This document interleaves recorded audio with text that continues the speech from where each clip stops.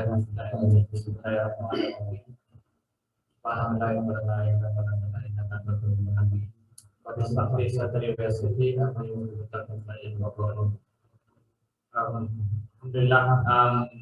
nyata menang tadi sa episode na connect under the LPO League of Functional Organizations, penggunaan Java Committee, Information Committee under the Social Media Affairs. Alhamdulillah, we are now in the episode yang terus guna guest, no other than my organization, Kapagawida. That's right. Alhamdulillah, yang termenang sa another episode na alhamdulillah kan available so isa ka mga kapuda namin sa Kapagawida, isa ka mga POD, board of directors na Kapagawida Development Services Initiative Incorporated, other than siyan ka mga extra. So ya ba, ito kung kunoan ng discussion sa no, understanding Kapagawida. So inshallah na makilala tayo ng ini Kapagawida, ini kitsay. Sa kan mga previous na mga episode no, matapunan yung mga organization sa nakilala tayo, especially sa mga frontliners na NPO, ini mana sa mga officers na NPO, ini mana sa mga executive officers, then sa kanang Supreme Council officers, then sa mga committee NPO. So sa kunapan yan, yata no kano isa sa mga committee no NPO, ini mana sa NPO Information Committee itself. Mana niya ba pupuntakan sa kuna na sa organization namin guest na sa kuna. So alhamdulillah, available ka para taon yan. Si Dinar Kamamay sila ikut pasti pagkakalabaran broadcast si broadcast na may panawag ng siya sa Kapagawida. Nyabas kanina ever since kano during college time na nagpara namin niya sa Indian University kano mga organization namin sa Tigran ng Santiago tapi kali sa organization. So loba limucho una na kinapapagat namin sa kano yang magketsay Kapagawida yang magkakaroon ng staff.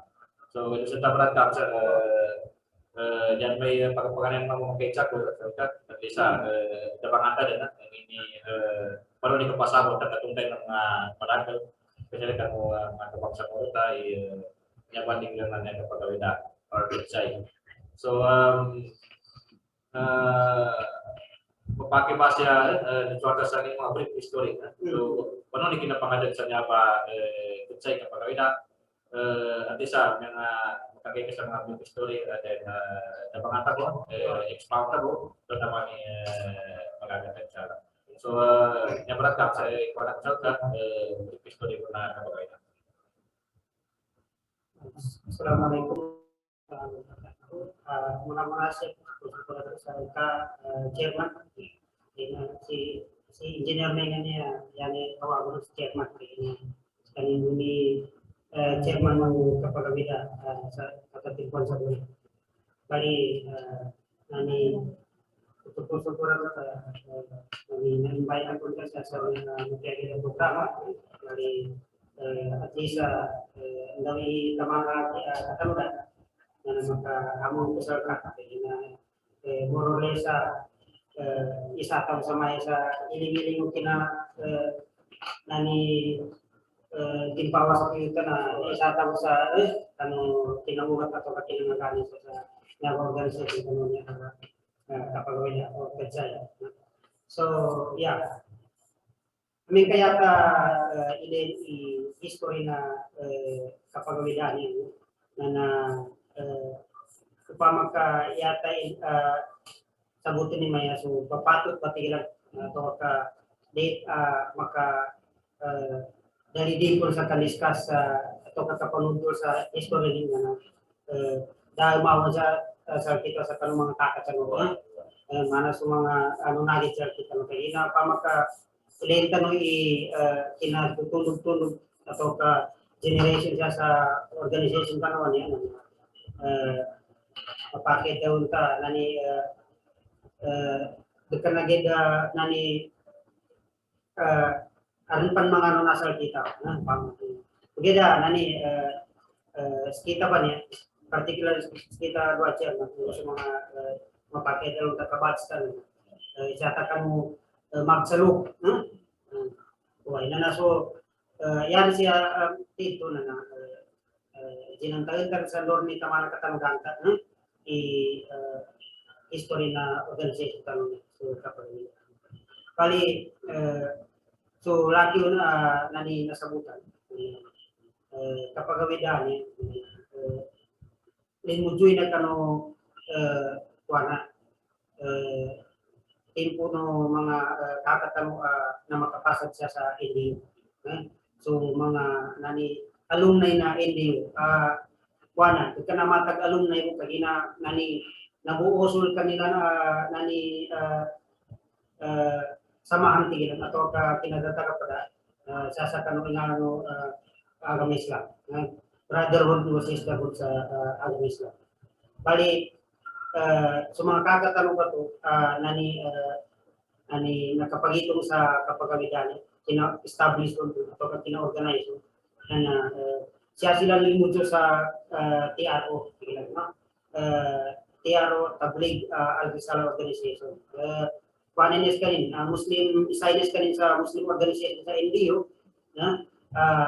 duly recognized by the NDU administration nani isahon organization Jamaica sa pag-i kapayapat mo agama siya kan level ng mga muda mga estudyante bali malo nani natanay niya mga kakatano ni kina kapatid o kina amin sa TRO taman sa so kapag na urang ba na nakububat so kanila na tigilan na kinasabot kang agama kaya hinagad na lang ng member at TRO to nani may mabago din kabagagaman diba so kapag na mas lari pinanambila no so kapag na nani upang ba madakal napaganalan atau kalau upang ba madakal tayo okay niya ba kapagawidan na rubali mo alumni no NDO yamas lang ng mga officers atau nani active members no TRO so time no kabangagi ng bansa NDO bali pasangkadan taman chairman nani di ko bugad katanudan exact date mo nani kina first kina organize mga kakatan bugad na so time may mapakita ka nani ini kuana nini initiative sa panunika establish sa kapagawidan na mga selected few winan sila sa mga kakatan nani mga ano nanto mga 10 atau kalahati 10 sa pino sila naman ito nani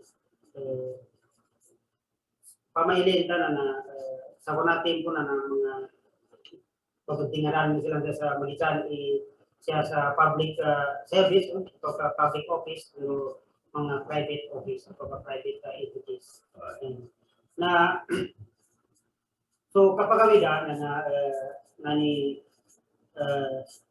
na-establish sa kano 1997, May 1, 1997, ini-register kanin bilang non-government organization sa TROSEC, sa Securities Exchange Commission.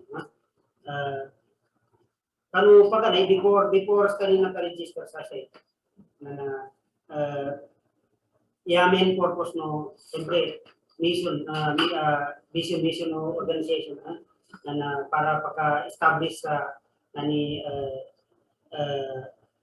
organization nani composed of committed Muslim professionals yanin objective ito na para paka-extend sa kanong support o assistance sa kanong mga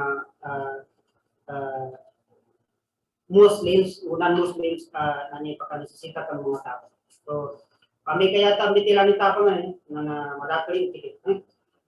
Besa kanu mission no kapagawida na magitan itigilan na nani assistance sa local intervention, let's say concrete, no? Physical atau kalos na intervention sa community, livelihood man yan atau nani capacity building, na kapag ito, be it technical, ilenta yung mga members ng organization na all professionals. So meaning they are from different fields. No? We have engineers, no? We have doctors, we have teachers, no? And so forth. No? So ito ba? Una so nani ikuan ko mas before ka no register sa SEC na malo nakapila ko malo pa ni ina-operate na kadsaya through sa leadership ng mga kakatamo ko to. Ani ko na as ani private, no? Private entity, dapat legal identity mo sa site. So during that time na in recognition ka ng mga kakatamo mo into ani honestly may contribute go truly committed sa mission organization kami na naka-operate sila sa kanamatagman sa years through sa resources kung sa kanong mga aning uyuti yeah of course itong mga assistance na so panunit katawan kung ka-develop ka ng community, especially kung sa mga Muslim, including non-Muslim areas. Ito ba, so kanong May 1, 1997, Kadsay has secured its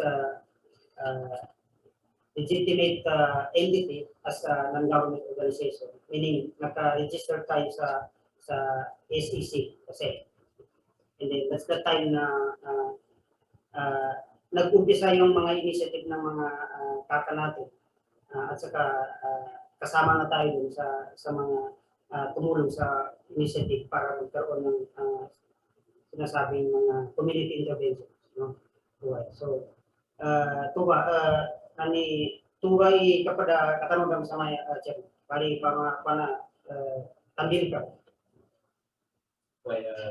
Alhamdulillah welcome Tolia correct lagi itu as I remember that itu betul lagi mga bali mana tuh as I remember that kecilnya kepegawaian na di sa product of TRO sa IDO yung mana alumni organizations na TRO yung mana TRO kasi student organization sa IDO so santa na ba na mold nag-find santa na kakilala so kano ba may Islam kaya na TRO sa IDO niya sa pinaka-objective sa purpose na to dawa kan mga estudyante so alhamdulillah sa mga kakatanong sa mga tanungan nila tanong tubatin ko na napagitong ilang base kaya na TRO to na during student typo sa ITO. So napagitong ilang base after pag-graduate sa ITO, napanood dun so kasumpat, paano ni katalos ka tumatawag ka na especially doon ka sa kamay Islam, so to dawa. So napagitong ilang sa ito mga doon sila sa organizations aside from TRO. Kaya na TRO ta during sa NGO typo. So napila yang nila napagitong alumni organizations makatalos ka ng kabukan sa TRO na niya matiglan na kapagawida development services association incorporated. So naging kuanas kanin kumaga naging professional organization na TRO. So kani man ito isang tanong objectives mo na ito ba para ma-continue sa mga kabukan kano during student time na samtang na ito ba di makapipitas magkapipitas kaya na agama Islam mana yawi kisah pun ini sugunin na apya teman-teman Indonesia na magkapipitas so continue pun sa fighting so alhamdulillah through the initiative ng mga kakatan actually mga kakatan sa maya manaka sa maya sila na mga ito ba timusin mo sa maya advice mga sampai sa kuna continue mo ni protection sa kanila through advice and at the same time sa mga kapag activities na pagka-active sila. Ito ba, naging initiative nila. So, as early as 1997 na establish nila ni Alumni Organization na TRO, mga pagkatsiya niya. So, ganun ito ba, kahanda para makatalos mo ganun mga kabukan, especially tawa. Ito tawa man niya, tapunan na niya, kapunan niya, initiative nila na ito tawa. Ito mana, kapununod, kanula sa panatala, kan kasukuan na kapatawa. So, alhamdulillah, as early as 1997, na-remember ka mga mga kay 1997, na more or less pa siya, mga 20 to 30 alumni na niya Tiawan na nag-establish sila niregister nila sa SEC. Yan naman na para ma-legalize legitimacy operations na known as non-government organizations. No? So, alhamdulillah, during that time masuk daging CSO at para NGO sa pagpapali sa Tubatico. Kita sabab ka ng mga kakatan na napagitong nila ni makaregister sa SEC para maging legalize. Maligas lang mga interventions mga kita tamang kan community. Kaya na nilitan mo ni kailangan tayo mag-expand sa tawa. Kaya na sutiar doon, very limited sa NDO sa during student time. So, alhamdulillah, napagitong nila na nag-expand mga gusto operations na. Kaya ito ba, yan yung talaga pinutulo na tawa ko. Hindi mo mawag volunteerism. Kaya na niya may pinaka main main purpose mo na mga gabakata ng katong na sampai sa kuna sa volunteerism. At kulay now sampai sa kuna na kadaklang sa mga CSOs, mga NGOs na now may kadaklan ng mga sa baba kapag operative na itong volunteerism. So, ito mabarangkab sa ano na during that time, after the kinarejista sa SEC noong 1997 na ano to hindi mo namin mga napagitong mga kakatan, mga, I think at that time pa siya mga student na dapat. So, basi ma-remember ka po ni, hindi mga naging activities that time.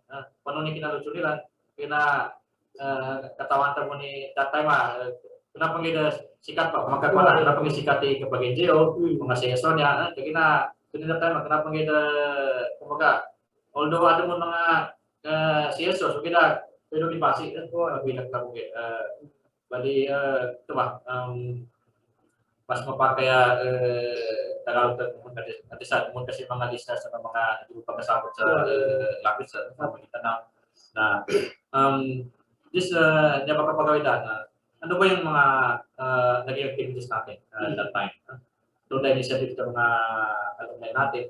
Although, siyempre, after that, naging professional naman sila. Kaya nga tinawag na alumni organization. Sabihin, graduated na sila ng NTO. So, mga professionals na, ang daming iba't ibang fields. No? Doon na yung mga engineers, mga teachers, mga nurses, mga doctors na tayo, no? Mga accountant. Basta lahat ng mayroong course sa NTO. No? Kasi siyempre, kung ano yung courses na offered ng NTO, yun yung mga karamihan sa members natin na fields na. So, ano yung mga naging activities natin that time? Can you give us at least kahit ilan na? Okay. Magandang tanong yan, Chairman. Actually, as far as my memory is concerned, during that time, na-mention mo kanina yung volunteerism. No? Before officially registered sa SEC yung kapagawila, malaki rin yung kumbaga sakripisyo na ginawa ng ating mga kakak o yung mga nag-organize, establish nito or yung eldest natin kung sa katawagin natin. So, siyempre that time, ito before SEC registration. As far as I am concerned, malaki yung naging contribution nila or achievement nila or yung effort na ginawa nila para lalong mapalakas itong kapagawida. No? Unang-una, volunteerism yung pinromote nila. No? Kasi siyempre, sa isang, actually ito, general principle ito, sa lahat ng activity kung walang resources, mahihirapan ka talaga mag-mobilize. Ano? In that time, dahil hindi nga siya SEC-registered, so walang sustainable resources na galing sa mga membro. So, umaasa lang yung organization natin that time doon sa mga donations, contributions ng bawat voluntary contribution, no, ng bawat members, no. So bawat member ay may contribution na binibigay sa organization natin para siyang maging magamit dun sa activity. So isa sa mga matandaan ko is yung networking na ginawa ng ating mga mga elders.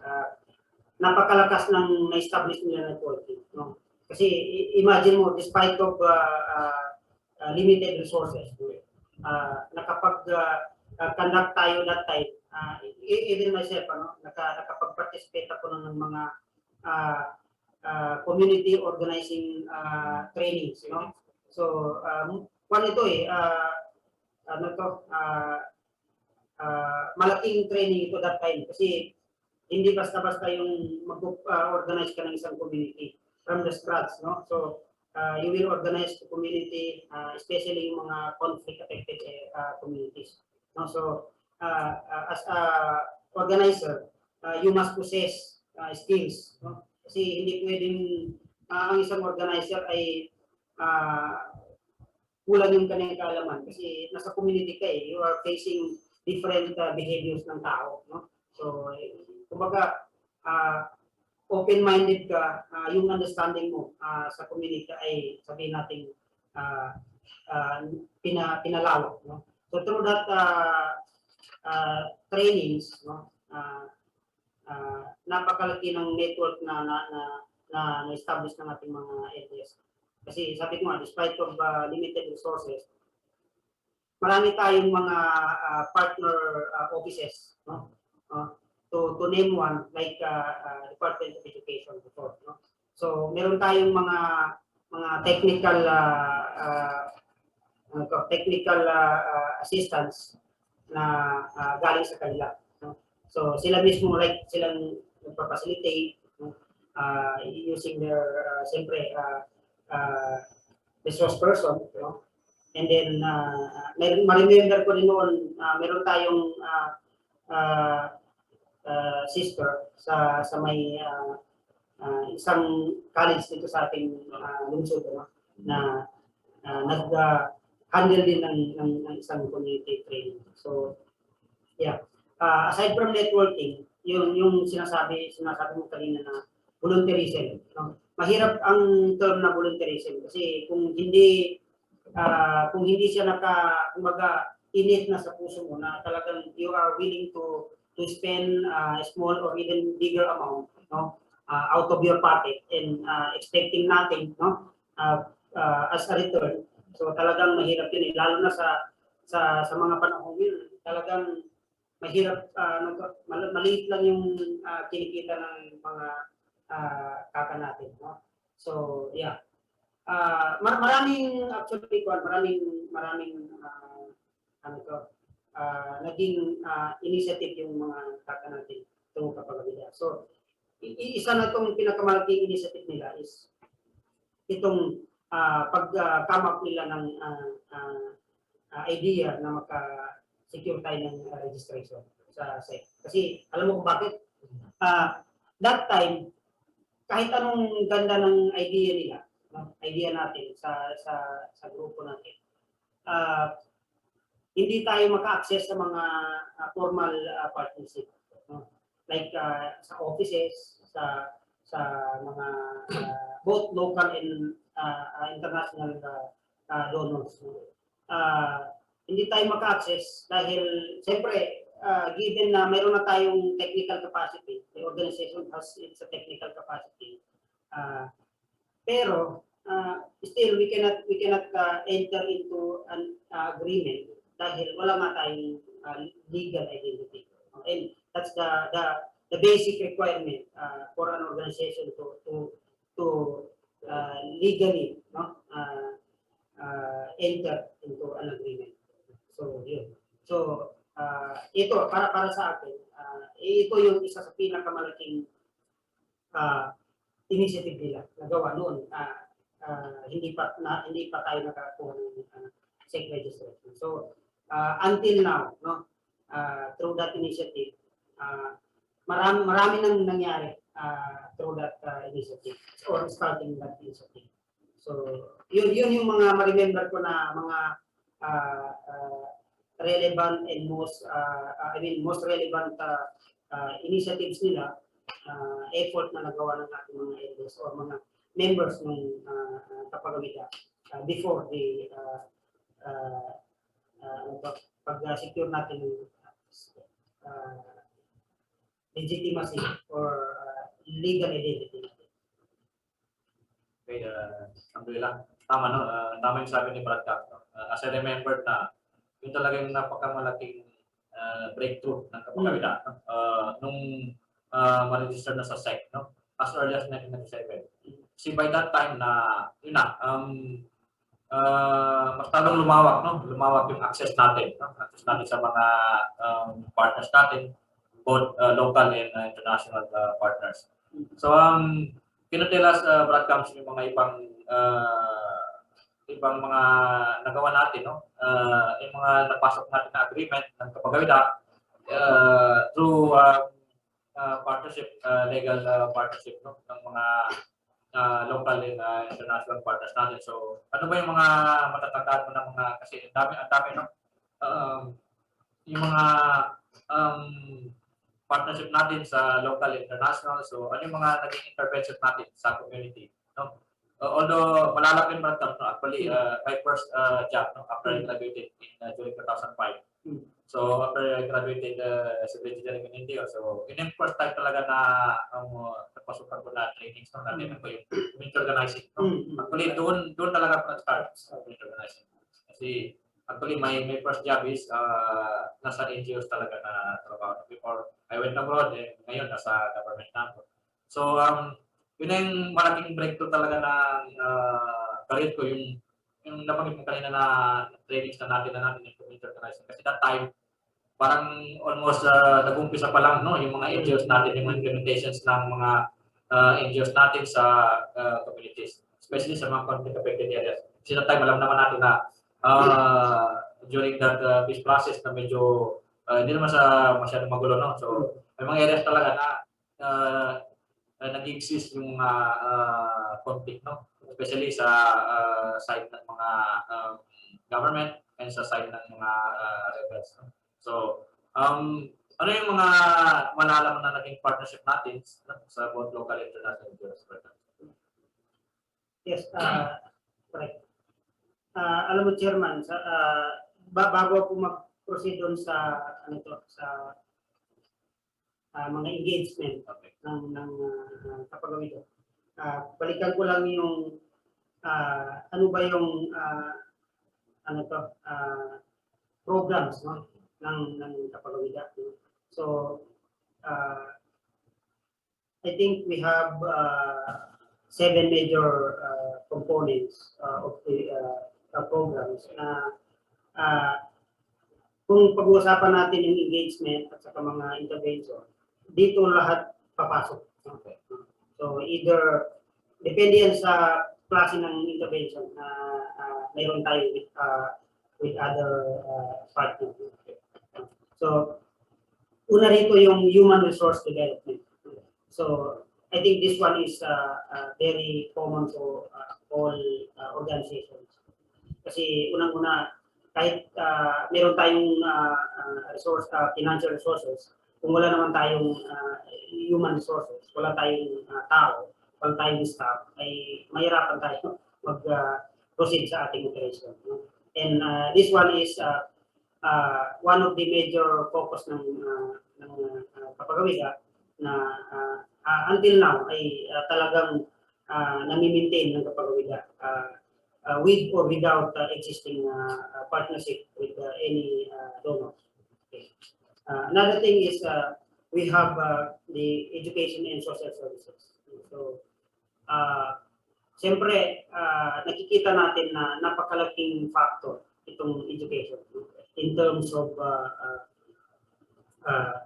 ano to, livelihood ng isang tao o ng isang pamilya. Malaking factor kung mayroon kang background sa education, formal education or non-formal education. So, be it secular or sa Islamic education.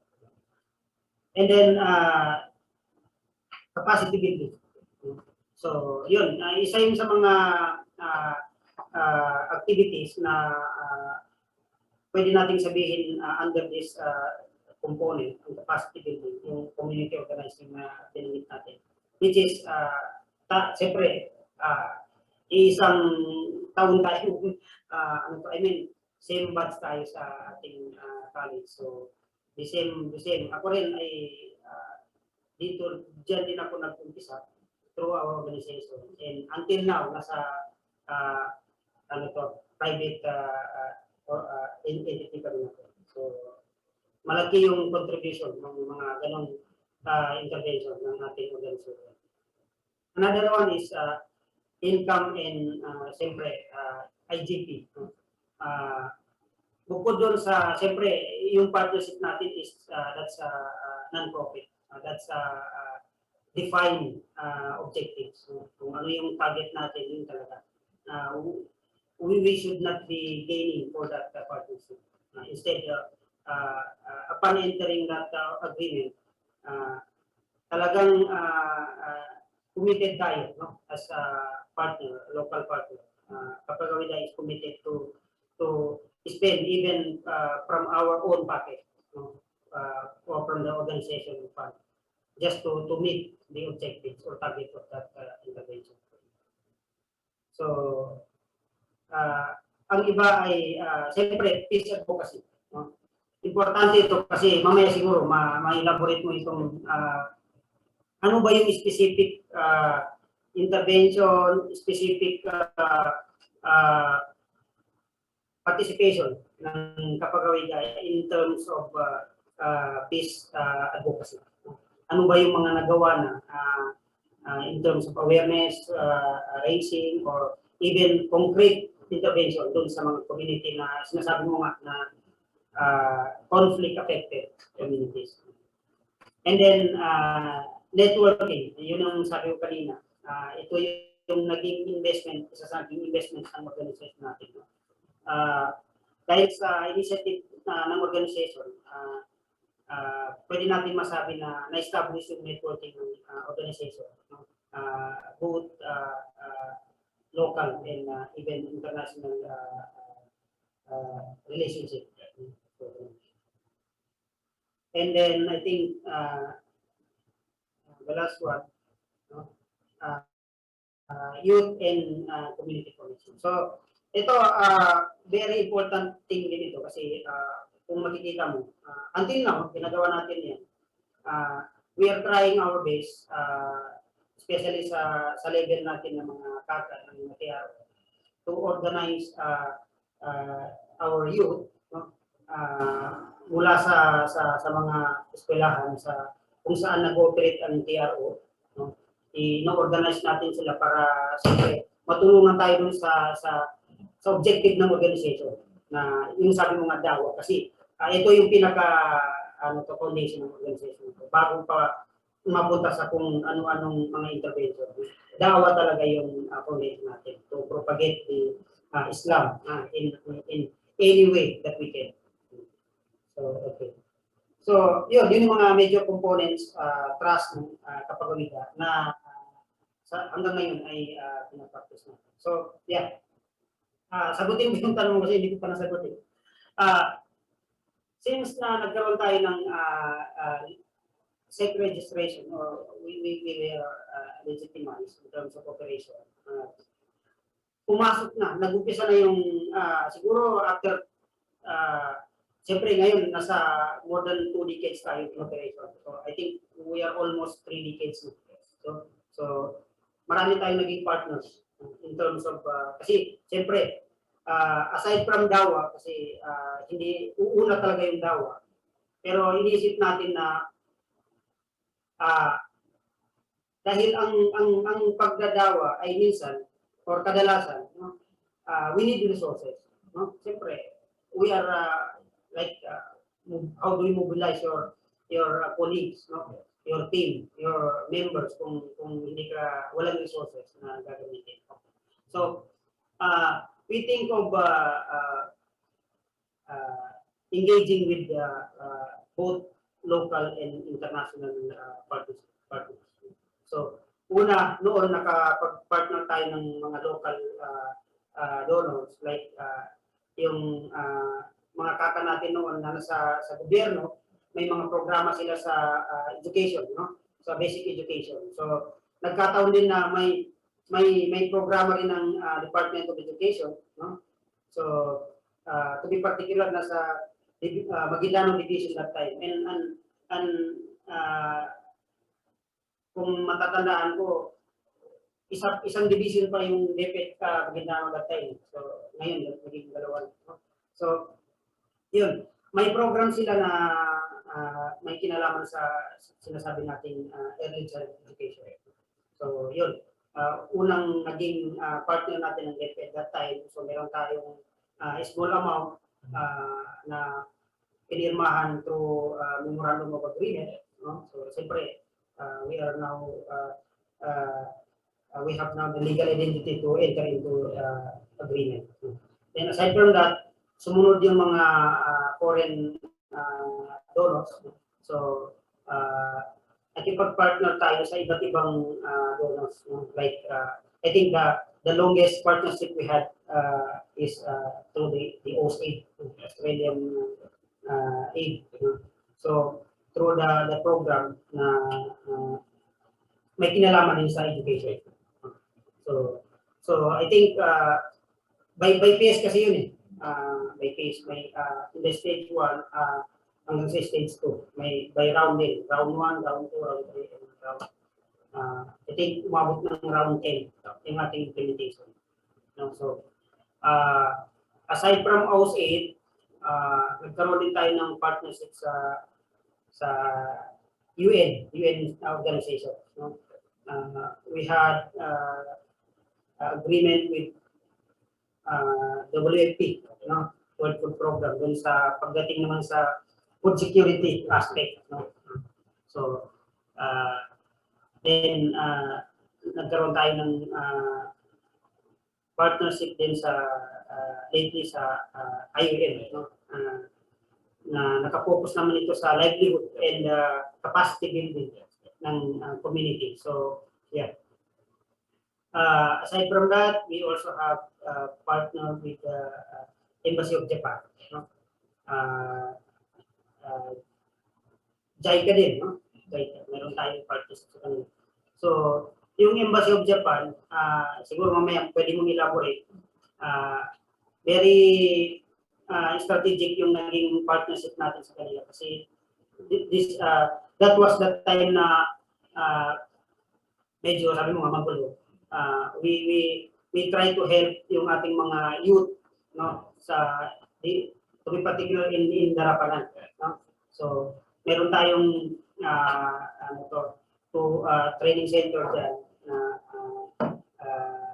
kinonstruct, no, through the assistance of the Embassy of Japan, and of course through the partnership ng ating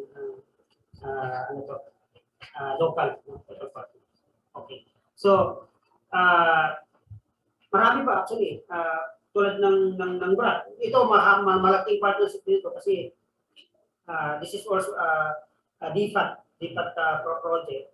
OSAID, ito yung dating OSAID. So ngayon ay DFAT ng tawag. So nagkaroon tayo ng 5-year project sa kanila. And we have covered, I think, more than 70 plus barangays. So that's a lot actually. Pero dahil siyempre, sa ating network, sa ating coordination, sa ating sa tulong ng ating mga elders, nagawa natin ito. So, yeah, until now, no, I think Kapagawida is still trying to develop sound project proposals or a partnership with the identified donor. So siguro hindi muna natin sila pwedeng pangalanan kasi siyempre in-respect ko din. Pero soon, hopefully, magkakaroon tayo ng partnership sa mga ibang international donor din na mayroong objective para sa contribution dito sa peace sustainability in Mindanao, to be particular in the world. So, yeah. Kung titignan mo, Chairman, itong naging partnership natin sa engagement natin ay malawak na for almost 3 decades now in operation. So that's really a big coverage. I think dahil dito sa Cotabato yung seat ng Kapagawida, and of course neighboring areas yung Maguindanao, I think kung meron man tayong hindi nasakop na barangay na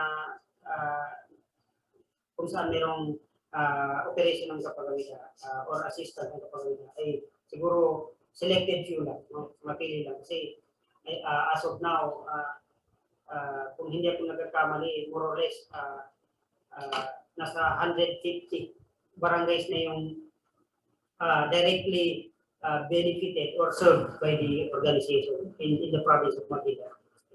So, kung titignan mo yan, 150 barangays, isa lang. Napakalaking coverage. So, yeah. So, hindi biro itong ating organization. And I hope malaki pa yung ating improve through the help of our partners and of course the community. So, yun siguro yung mga engagement na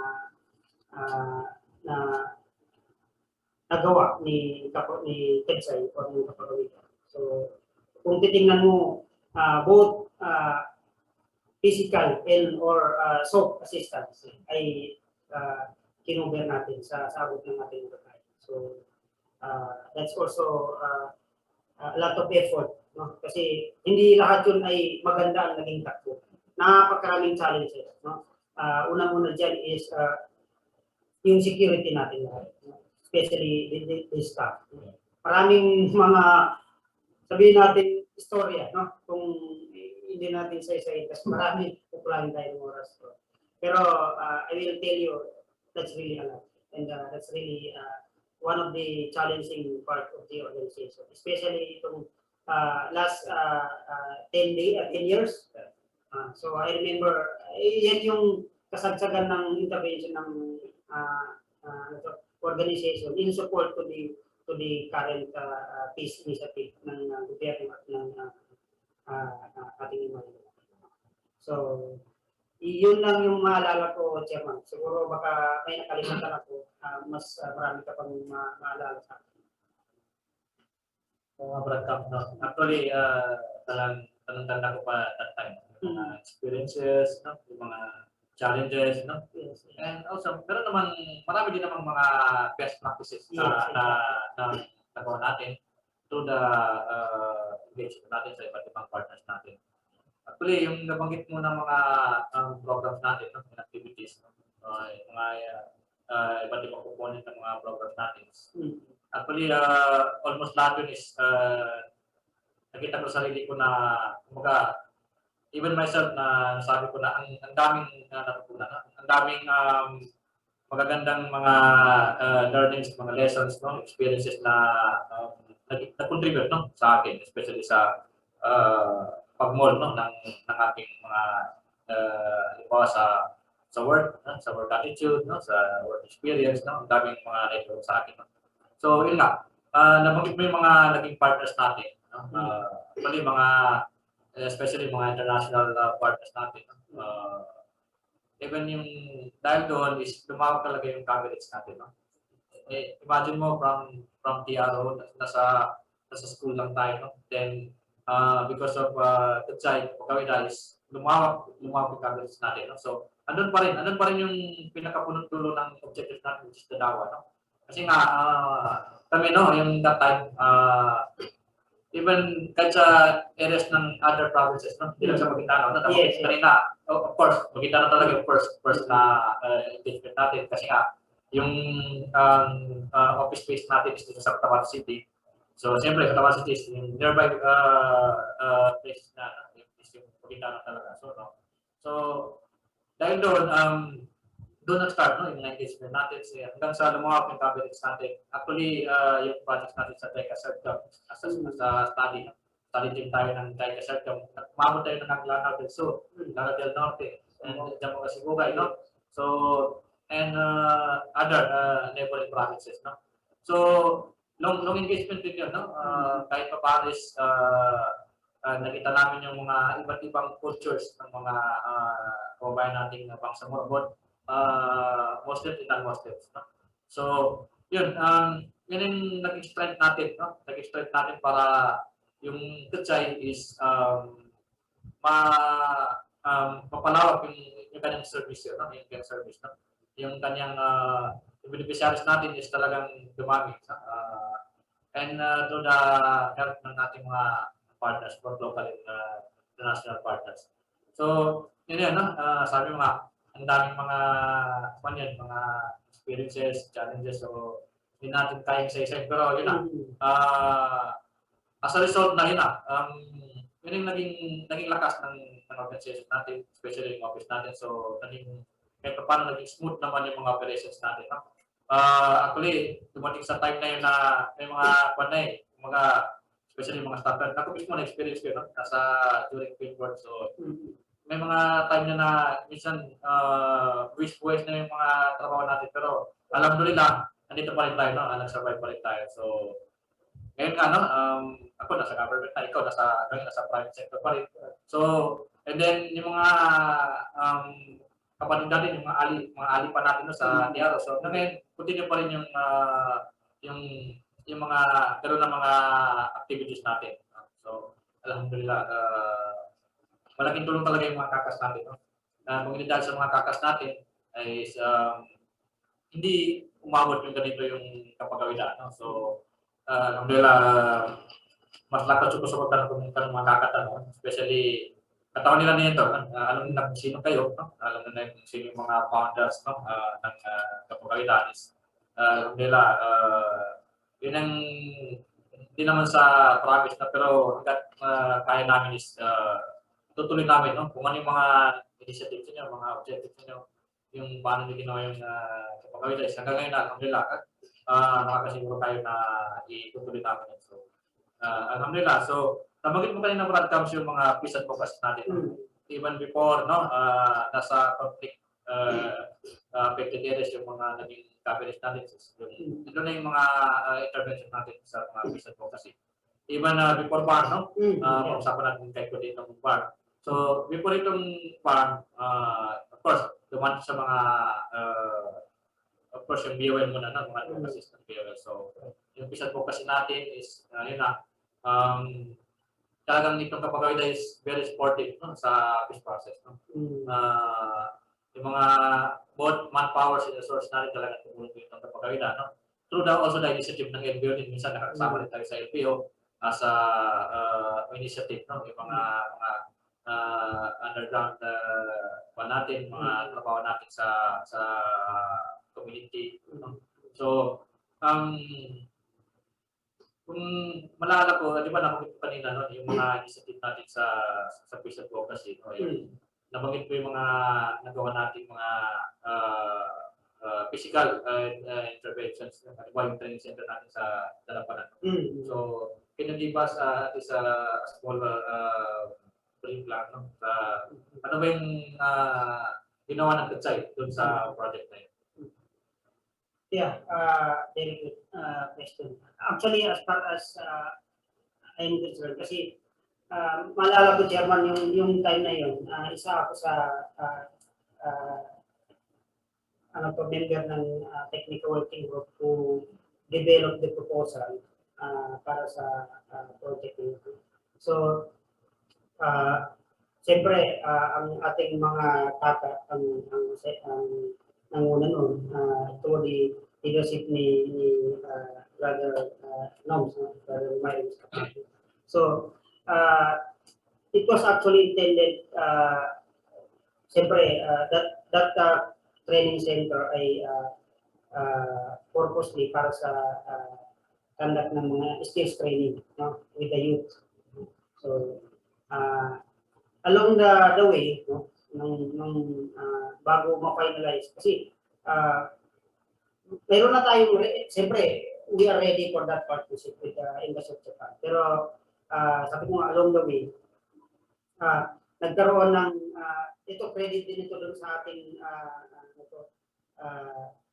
namayapang kapatid, si Brother Rasid Adjustment. Ikalimos ka ng pa. Nani, mapakit daw sa kinunahan ka niyo. Ani, ginaidan ko niyo.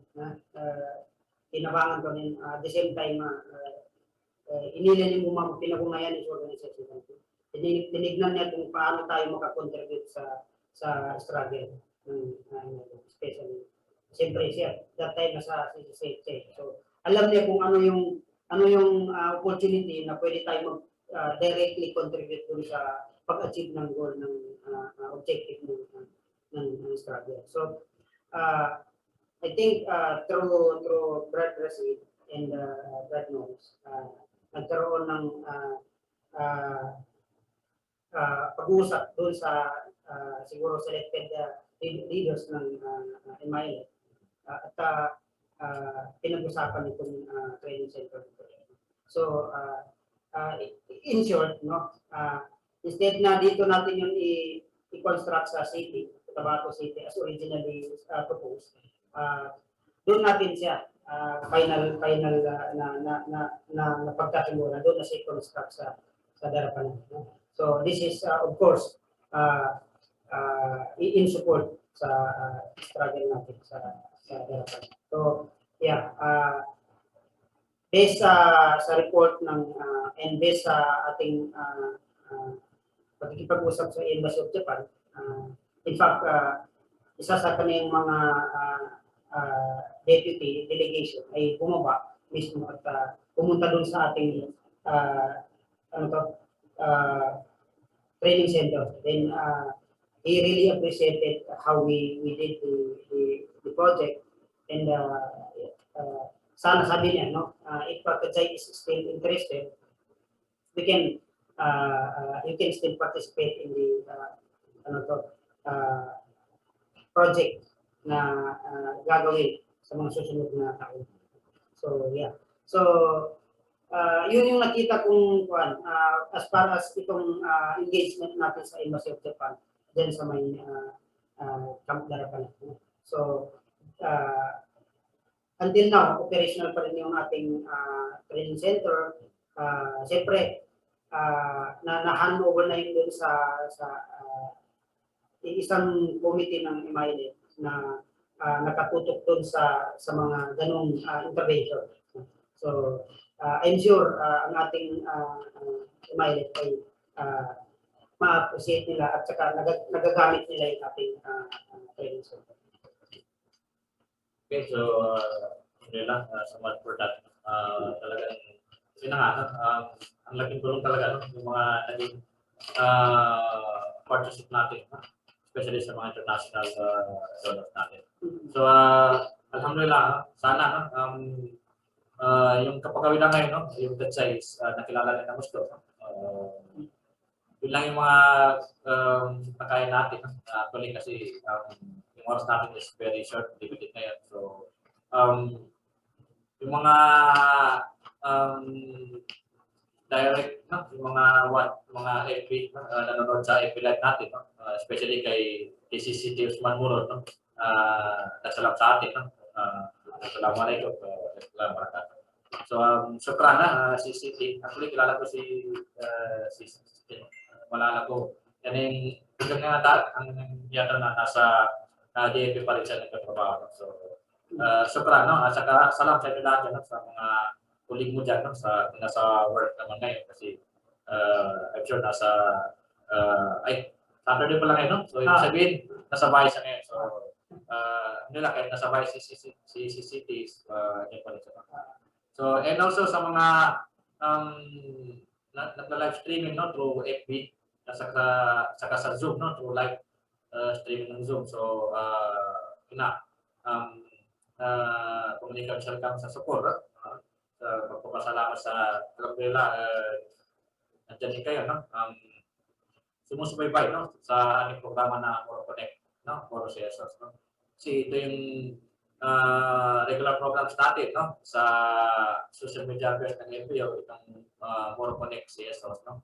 So lahat ng mga member organizations ng LPO is yun na through understanding kagaya ngayon understanding Tudsay Kapagawida. So sa mga next episode naman natin is lahat ng organizations na member ng LPO is inshallah makikilala ninyo no sa mga next episode natin sa every Saturday inshallah. So marami pa no actually ngayon is more than 200 organizations or CSOs na ang LPO no.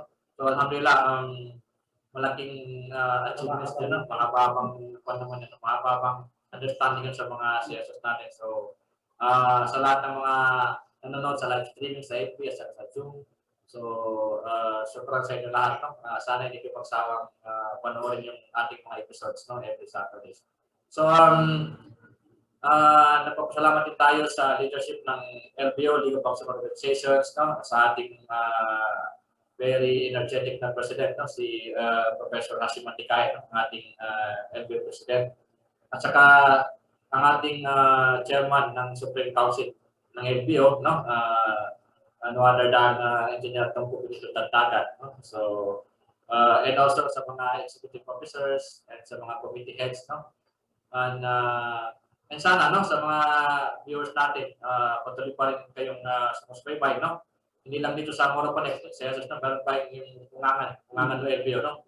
So, actually, yung ungangan ng LPO is iba-ibang topics, no? Iba-ibang mga discussions yan. No? Na yung mga officers din natin sa LPO is yung mag-guide sa inyo no, sa mga programs na yan. So, sana no, always i-check nyo lang itong FB page ng LPO. So, inshallah, ang dami mga programs no, na do live streaming also. So, bago ko magpasalamat, baka si Brother Carlo pang gusto i-habol. Sukran Chairman, unang-una sa pag-invite mo sa akin, at least kahit pa paano nagka-share tayo ng konting kaalaman regarding our organization. And siyempre, humihingi ako ng comment, hapon kung may mga hindi maganda akong sabi or kulang yung ating mga nasabi regarding sa ating topic na ito. So, pangalawa, siyempre sa leadership ng LPO, magandang programa ito kasi this is the very timely na channel para magkaroon ng ganitong mga understanding. Siguro last na lang dito is gusto kong magkaroon ng panawagan sa ating mga kasamaan sa kapagalitan na lalo na yung mga noon pang sumusuporta sa ating organization.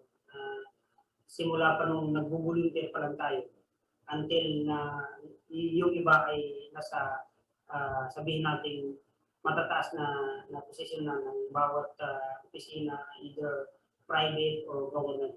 So, I understand na yung support niyo ay nandiyan pa rin. Siyempre,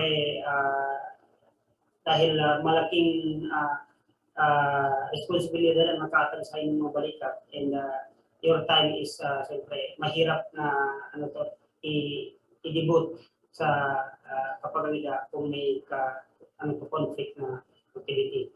Pero I encourage yung mga tagapada natin na kung may mga time kayo, try to visit and siyempre, ang leadership ng kapagalitan is siyempre si Chairman Engineer Muhaymin Pari. So, marami tayong pwedeng gawin para mas mapalakas pa at mapaganda pa yung ating organization. bawat isa ay napakalaki ang contribution. So, wag mong sabihin ikaw ay maliit lang ang iyong papel or ikaw ay walang trabaho kasi lahat tayo ay nag-umpisa sa walang trabaho at saka volunteerism. So, ang advantage lang natin ngayon kung sino man yung nasa, let's say, employed ay meron tayong opportunity or small resources na pwede natin may contribute, no? And aside from pag-volunteer sa ating mga sarili. So, siyempre yung mga kasamahan natin na sa abroad, no? Meron tayong mga kaka dyan, mga taga-parali na super active, no? Kahit wala sila dito sa atin physically, pero maramdaman natin yung support nila through financial man yan or any support na they have extended to us. So, please continue doing that. And inshallah, our organization, I believe sa leadership ni Chairman, mapaganda ang ating organization through your support. And inshallah, Allah subhanahu wa ta'ala will bless you, will reward you, and so Allah ta'ala will mamalasal. So, sa tingin ko, yun lang, Chairman. Supra, and Assalamualaikum. Ang sobrang rakasa. Yun na po, no? Si Engineer Kamamaich na po yung ating guest ngayon. Isa po siyang BOD member ng Kapagala Development President. So, sobrang, no? Inulit namin, no? Yung mga, kung meron po kayong mga ibang katanungan, comments, no? Pwede rin po na mag-comments lang kayo dyan. No? So, actually, nakikita rin naman namin, no? As a chairman ng Committee of Information ng LPO, no? At the same time na ako po yung executive director ng PETSAI. So, lagi na rin po namin nakikita yung mga comments na. Kahit na hindi na po tayo live ngayon, so pwede na rin pong mag-comment dyan or ano pa man dyan. So, yung mga kasama natin sa social media affairs, so lagi naman sila pumapit, nakikita po nila. So, so much for that. Sukran sa inyong lahat, no? Hanggang sa muli. Wabillahi taufiq, wabillahi assalamualaikum.